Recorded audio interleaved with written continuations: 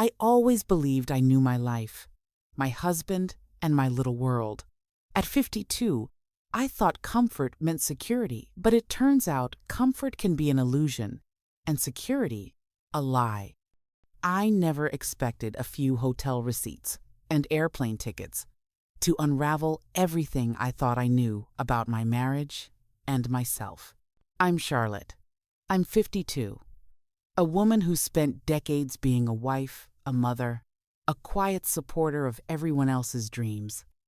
My days were neatly compartmentalized. Mornings for work, afternoons for errands, evenings for dinners. I didn't always feel like cooking.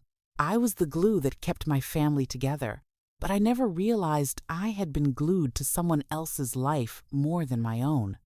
And now, standing here, with the truth hitting me like a freight train, I'm learning that it's not too late to rewrite the story. I always thought I knew my life. I believed I understood the man I married, the rhythm of our days, and the quiet pulse of our home. But life, as I've learned, doesn't always stick to the neat outlines we draw for it. At 52, I thought I had comfort, security, and clarity. But comfort, as it turns out, is often an illusion, and clarity can arrive too late. It started the way small shocks often do, unnoticed, almost trivial, and then impossible to ignore. A hotel receipt tucked into the back of my husband's wallet. A series of airline itineraries with destinations I had never heard him mention. Business dinners that became dinners he didn't come home from. I didn't see it at first. I told myself I was imagining things. After all, I knew him, or I thought I did. But then patterns formed, and patterns are hard to ignore. I'm Charlotte, 52 years old. I have spent decades being a mother, a wife, a supporter, a listener, the steady presence in other people's lives. I never considered myself extraordinary. I was just dependable. But in that moment, standing in our kitchen, holding those receipts, I realized something terrifying. I had devoted years to someone who had been living a secret life. And worse, I had been invisible in the parts of myself I had never allowed to bloom. The first time I confronted him, I didn't yell. I didn't break things. I simply laid the receipts on the table and looked at him. I expected denial. I expected excuses. I expected tears. What I did not expect was the calm, practiced shrug. The casualness of a man who had been rehearsing this deception in boardrooms and hotel rooms, far from the quiet predictability of our home. The corporate world had always been his sanctuary. I had known that much long hours, demanding clients, promotions, office politics. I even admired him for it. But I never understood that admiration could be weaponized, that charm could be a tool, that ambition could be a mask for betrayal. The woman he had been seeing was not just a colleague. She was a rival in her own right, ambitious, clever, unafraid, and intoxicatingly dangerous. And I, until that moment, had been blind. As I tried to make sense of everything, I realized the betrayal wasn't only personal. It had been professional, too. The late nights, the sudden business trips, the confidential emails, all threads in a tapestry I had been too trusting to notice. There was a thrill in it for him, I think, to be powerful, desired, untouchable. And I had been a witness to his confidence, never imagining that it masked such a profound disregard for me. But life has a strange way of forcing you to see yourself through betrayal. I couldn't turn back. I couldn't pretend I hadn't seen it. And slowly, painfully, I began to confront the truth, not just about him, but about myself. I had spent decades molding myself to fit someone else's life, smoothing over edges, hiding desires, accommodating moods. I had become a shadow in my own story. Social pressures made the silence unbearable. Friends whispered behind closed doors. Family asked questions I wasn't ready to answer. What happened? They wanted to know. But how do you explain the disintegration of your life without feeling ridiculous? At 52, you are supposed to have stability, poise, control. You are supposed to have the right house, the right husband, the right demeanor. I had none of that anymore, and yet, in the chaos, a strange clarity emerged. I started small. I rediscovered old friends I had abandoned for my husband's career, hobbies I had put on the shelf, interests I had hidden to avoid seeming frivolous. I took walks alone. I learned to eat in restaurants without checking the clock. I started saying no to things I didn't want to do. Every little act was a tiny reclamation, a brick in the wall of my new independence. And then came the hardest part, seeing him as he truly was, without the layers of years-long familiarity softening the edges. He was not the man I had married. He was someone else entirely, a man who thought life was a series of transactions, conquests, and performances. And I, finally, was someone else entirely, too. I could be more than a wife, more than a mother, more than a quiet supporter. I could be myself. The journey was neither quick nor painless. Nights were long, mornings heavy. But I learned that betrayal, as much as it wounds, can also illuminate. It forces you to confront the truth. About others, yes, but more importantly about yourself. And when I looked in the mirror, I began to see someone I wanted to know, someone I could love, someone I could trust. I will not pretend that the road forward is simple. I will not pretend that I have forgiven everything or that the scars have disappeared. But I am moving forward, step by step, decision by decision, claim by claim, carving out a life that is unapologetically mine. And in doing so, I have discovered something profound. Independence is not just a possibility, it is a right. Even at 52, even after betrayal, even when the world expects you to be quiet. It was only when I began to look closer at his world that I truly understood the scope of what I had been dealing with. For years, I had seen him as just a man who worked long hours, carried briefcases, answered emails late at night. I had admired his career, sometimes envied his confidence, but I had never really understood it. And now, as I stared at the hotel receipts, the airline itineraries, the vague excuses, I realized that the man I knew was only a fraction of the story. He moved through the corporate world like a shark in clear water. Every handshake was calculated, every smile a strategy, every compliment carefully measured. And she, the woman he had been seeing, was just as precise, just as fearless. She understood the rules of the game, the subtle hierarchies, the unspoken expectations of office politics. It wasn't just about sex or desire. It was about power, status, influence, and the thrill of bending rules without being caught. I learned more than I wanted to. I sat at my desk at home, scrolling through innocuous-looking emails that, in context, revealed entire meetings, strategic decisions, and whispered negotiations. I realized he had been performing in two worlds simultaneously, one with me, predictable and secure, and another, high stakes and intoxicating, where every choice mattered and every interaction could advance or destroy a career. The affair, I understood, was almost incidental. It was a byproduct of a man addicted to control and to the kind of validation that only comes when you play a dangerous game and win. I found myself fascinated, even disgusted, as I pieced together the details. There were dinners billed as client entertainment, flights scheduled to meetings that never existed, and conference rooms booked for hours that were really private trysts. I learned their routines, their patterns, even the subtle signals he used to avoid detection. I became a detective in my own life, tracing breadcrumbs he never thought I would notice.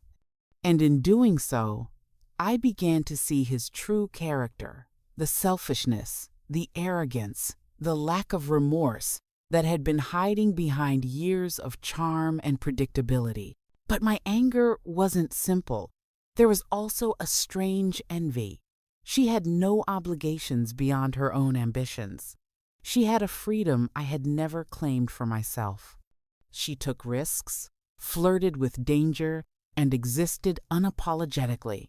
And I, at 52, had spent decades quietly observing life instead of living it. I had been invisible, not because I was small, but because I had chosen comfort over authenticity, and now that choice was staring back at me in the form of betrayal. I remember the day I decided I could no longer remain silent. I went to his office, not to confront him about her, but to confront him about us. The corridors smelled of polished wood and recycled air, of success and ambition. I watched him greet colleagues with practiced warmth, shake hands, nod knowingly, laugh just enough, and command attention without raising his voice. I realized, painfully, that he had spent a lifetime mastering the art of performance. And in that office, in that world, I was a stranger. "I know," I said, and his eyes flicked toward me, a subtle tightening around the jaw. He knew exactly what I meant. For a moment, he looked at me like I had surprised him, but then the mask returned, the easy charm, the polite smile. He didn't deny it, he didn't apologize. He simply moved past me, as if I were a minor inconvenience, the same way he had moved past every boundary he'd ever crossed. And that's when I realized something crucial. I could no longer rely on anyone else to define my boundaries, my worth, or my identity. I had spent years allowing the world to tell me who I should be, what I should endure, and what I should accept. But now, I had a choice. I could continue to be a passive observer in my own life, or I could take action, even if it scared me. So I started small. I refused to answer his calls immediately. I stopped pretending that everything was fine in front of our friends and family. I began making plans for myself, lunches with women I had once admired from afar, solo trips to places I had longed to visit, even simple things like reading books in the park without guilt or expectation. Each act was a small rebellion, a reclamation of the time, space, and identity that had been quietly stolen from me. And yet, every step forward was laced with tension. The corporate world he inhabited wasn't just a backdrop, it was a constant reminder of the stakes he cared about. I realized that confronting him wasn't just emotional, it was strategic.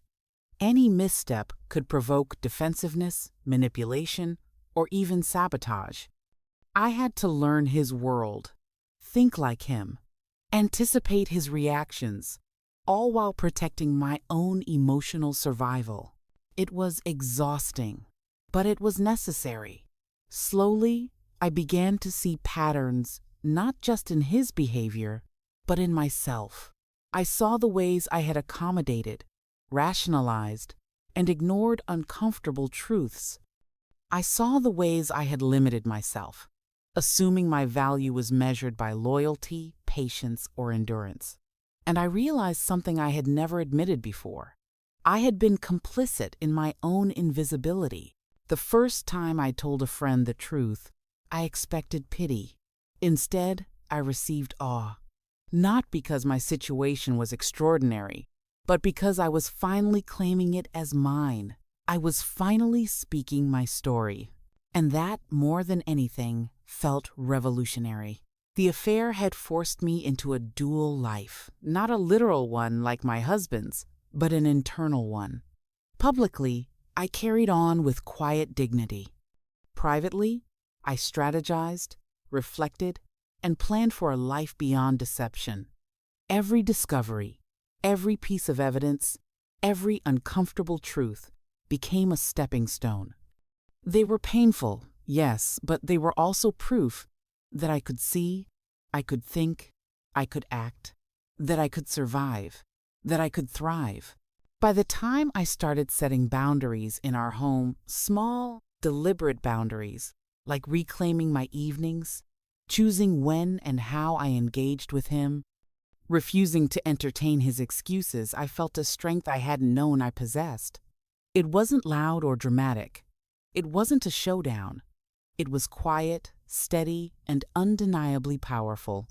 For the first time, I understood that independence isn't about running away or seeking revenge. It's about recognizing your worth and refusing to negotiate it.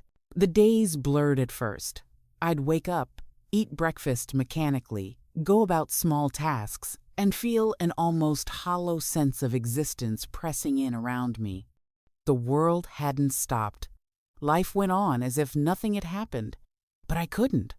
I couldn't go back to being invisible, and I couldn't pretend that the foundations of my life hadn't cracked. I began to realize that betrayal is deceptive in the way it exposes everything at once. It isn't just a shock, it's a mirror. And what it reflected back to me was startling. I had spent decades measuring my value by someone else's standards. His happiness, his career, his approval. And when those standards crumbled, so did the framework of my identity. But the cracks, I slowly learned, were not only destructive, they were openings, opportunities to reconstruct my life in a way I had never imagined. I remember the first morning I truly felt like myself again. I was standing at the edge of our garden, coffee in hand, the autumn light catching the edges of the leaves, and I realized I hadn't done this for me in years. I hadn't allowed myself to simply be. The realization hit me like a warm wind. I didn't need permission to exist, to take up space, to claim joy. And in that moment, I began to understand that my life didn't have to revolve around anyone else's choices or mistakes. Empowerment came slowly, piece by piece. I started with small decisions. Going to a bookstore I had always wanted to explore, joining a yoga class at a nearby studio, taking long walks without thinking about what he might say or think. Each act felt revolutionary because, for so long, I had forfeited autonomy to comfort, to routine, to the illusion of stability. Every small choice became a declaration. I am mine. The hardest part, of course, was confronting the social expectations I had internalized. Friends, family, even colleagues seemed to measure me by my ability to endure, to forgive, to appear flawless. Divorce at 52 is whispered about. Independence at my age is scrutinized. And yet, every judgment, every sideways glance, only strengthened my resolve. I wasn't living for them, I was living for me. I began to explore parts of myself I had abandoned. I dug out old journals, read books that challenged my thinking, and started painting again, a hobby I had loved in my 20s, but had set aside when adulthood demanded practicality.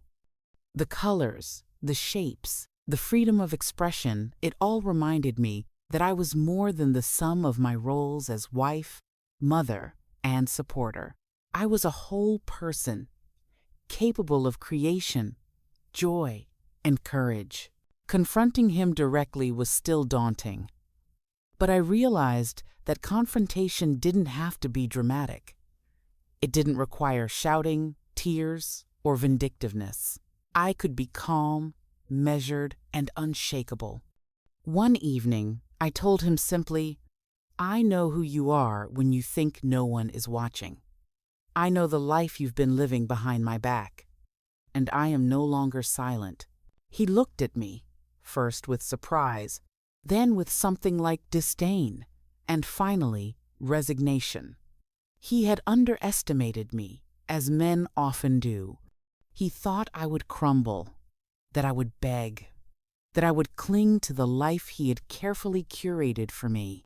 But I was no longer a silent observer. I was present, fully aware, fully alive. It wasn't easy. There were nights when I felt the old grief pressing in, the sting of betrayal, the loneliness of realizing that someone I had trusted utterly was not who I believed him to be. But I learned to sit with that pain without letting it define me.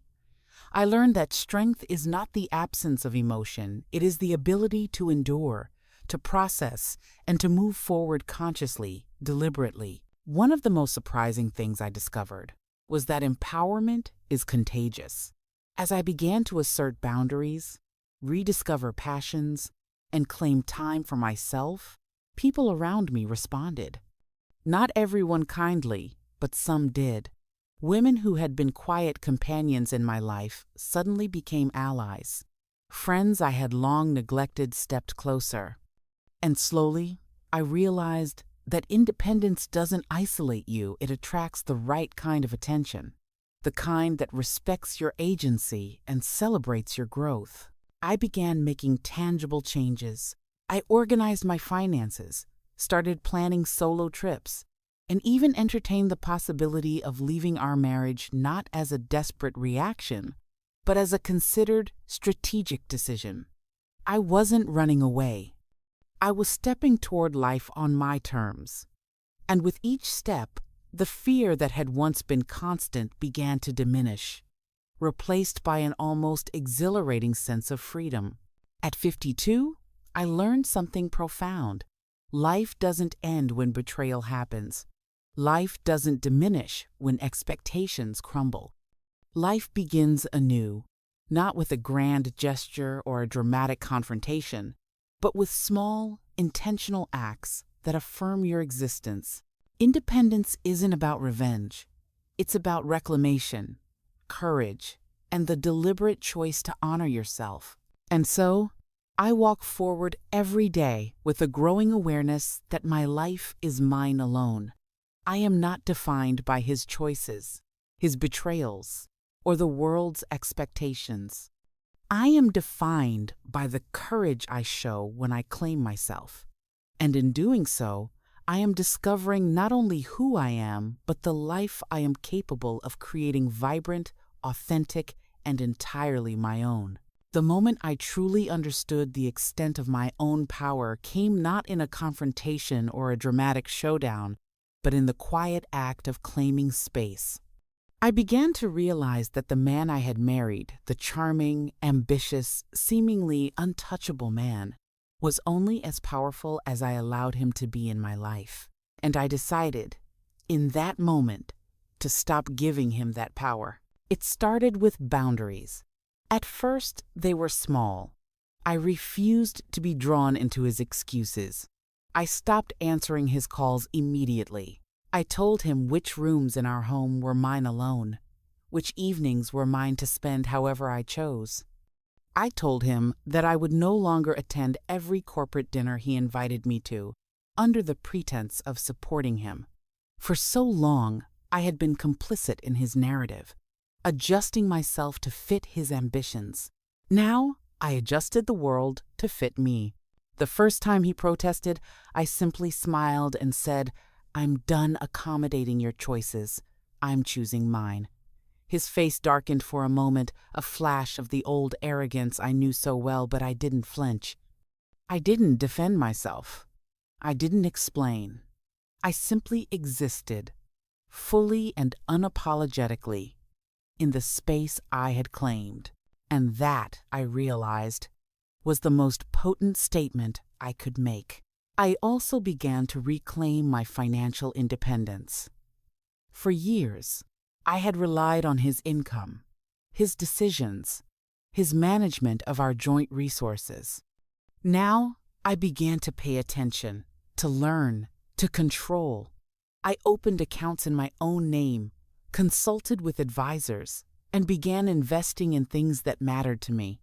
Every statement I signed, every account I managed, was a reminder that my life could no longer be dictated by someone else's whims. Simultaneously, I rebuilt my social world. I reached out to old friends, women I had admired from afar, colleagues I had once dismissed as unimportant. I created a network of support, people who saw me as I was, not the woman who existed solely to prop up a man's ego, but the woman who had survived, observed, reflected, and now acted. It was exhilarating, this discovery that independence attracts respect, connection, and genuine companionship. The emotional confrontation with my husband came later, once I had fortified myself. I didn't need to scream or cry. I didn't need him to apologize. I merely said, "I know everything, and I will no longer allow this behavior to continue in my life." He tried his old tactics: charm, deflection, subtle guilt, but I saw through them all. I realized that I didn't need validation from him anymore. I didn't need his recognition, his love, or his approval. My self-worth was no longer tied to him. One evening, after a particularly tense week, I walked into our home office, the space he had once dominated with his arrogance and secrets. I organized his papers not to humiliate him, but to mark my territory, my right to exist fully in the life we shared. I removed the evidence of his deceit from our shared spaces, and I left subtle reminders of my own existence. My favorite books on the shelves, paintings I had hung back on the walls, photographs of trips I had taken alone. Every act, small though it seemed, was a reclamation. I also began to envision a future entirely of my own design. I researched opportunities, considered hobbies, even contemplated travel and education I had long deferred. For the first time, I didn't have to think in terms of us or we. The pronoun was I. I was no longer defined by partnership, betrayal, or societal expectations. I was defined by my choices, my courage, and my vision for myself. Of course, not every moment was triumphant. There were setbacks, moments when loneliness struck, when grief overwhelmed, when the memory of betrayal cut sharp. But I learned to sit with those feelings without letting them dominate. I journaled. I reflected. I reminded myself that growth is not linear, and that reclaiming your life is as much about endurance as it is about courage. The most profound shift came when I realized that empowerment isn't just personal, it's visible. The way I carried myself, the calm decisiveness in my actions, the way I spoke to him and others with authority and clarity, all of it changed how the world responded to me. People listened. People respected me. And most importantly, I respected myself. By the time I began to consider my future fully, I felt something I hadn't felt in decades. Possibility. Not fantasy, not wishful thinking, but the tangible, thrilling realization that I could design my own life. I could choose who stayed in it, who left it, and how I spent every precious day. I could embrace joy, challenge, growth, and adventure, all without fear of judgment or failure. And in that clarity, I understood the ultimate truth. The betrayal that had once seemed catastrophic was, in fact, the catalyst I needed. It forced me to confront uncomfortable truths, to examine my own complicity, and to step boldly into a life that was authentically mine. Independence, I realized, is not just freedom from others, it is freedom to become who you are meant to be, without compromise, without apology, without fear. It took months for the dust to settle, though in truth, it never truly settles. Life doesn't hand you neat endings, and betrayal doesn't arrive with a return policy. But by the time the last traces of deception were out of our shared life, I felt something I hadn't felt in decades. Clarity. I was no longer living in fragments split between the comfort of routine and the shock of discovery. I was whole. I began to embrace my own identity fully. I traveled alone for the first time in years, wandering streets I had only dreamed of visiting, staying in small hotels, meeting strangers who became friends for brief, luminous moments. I wrote letters I never sent, notes to myself that mapped out the life I wanted, the kind of person I wanted to be. Every day, I reaffirmed a truth that had been buried for too long. I am enough. I am capable. I am worthy, not because anyone told me so, but because I claimed it for myself. The corporate world, which had once seemed intimidating, now fascinated me in a different way. I watched him navigate it from afar, and I no longer felt envy. I felt relief that I was free of its pressures, free of the need to play by its ruthless rules. I realized that ambition, desire, and cunning are not inherently wrong. They are only dangerous when they come at the cost of your humanity. I had survived the fallout of someone else's choices, and in doing so, I had discovered a strength I didn't know I possessed. Friends noticed the difference immediately. My laughter returned, deeper and more genuine than it had been in years. I was no longer waiting for validation or approval. I spoke more openly, not aggressively, but with authority and conviction. People listened not because they feared me or because I demanded their attention, but because they sensed my authenticity. Independence has a resonance that commands respect quietly, and I discovered that truth in the most unexpected ways. I confronted the final emotional hurdle in a quiet moment alone.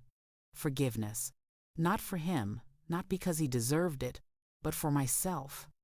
I forgave myself for the years I had neglected my desires, for the complacency that had allowed deception to take root, for the fear that had kept me silent. I realized that forgiveness is not a gift to the betrayer, it is a liberation for the betrayed. And in that liberation, I found peace. Financial independence became more than a survival tactic. It became empowerment. I invested in projects that interested me, supported causes I believed in, and planned for a future that was entirely of my design. I no longer measured my success by anyone else's standards. My happiness, my growth, my choices, these were the benchmarks of my life now. Love, oddly enough, became a secondary consideration. I no longer needed it to validate my existence. I nurtured relationships carefully, with people who respected my boundaries and shared my values. I discovered a new kind of intimacy, not dependent on neediness or compromise, but rooted in equality, mutual respect, and genuine connection. Looking back, I realized that the affair was both a rupture and a revelation. It tore apart the life I had taken for granted, but it also illuminated truths I had been too timid to acknowledge. I discovered that independence is not something you stumble into. It is something you build with intention, courage, and clarity. I learned that boundaries are not punishments, they are protections.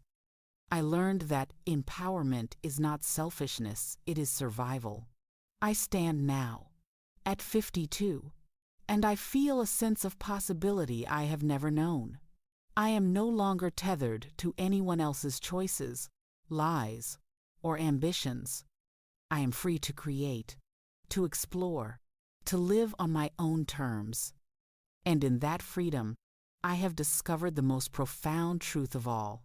Life begins again, even after betrayal, even after heartbreak, even when you think it is too late.